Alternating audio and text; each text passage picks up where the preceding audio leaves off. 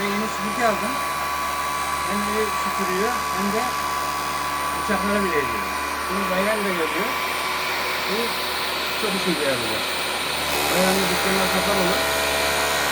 Onun da öyle. Uçaklarımızda böyle yapıyoruz. Bunu yapıyorlar.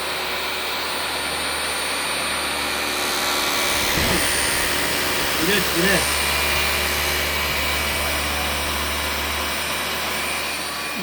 Allah. Tak. Tamam.